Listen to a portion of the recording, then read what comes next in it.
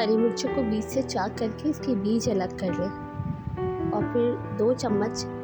अचार गोश्त मसाला लेके इसमें 1 नींबू निचोड़ दें और उसका पेस्ट बना लें और फिर इस पेस्ट को हरी मिर्चों में फिल कर दें।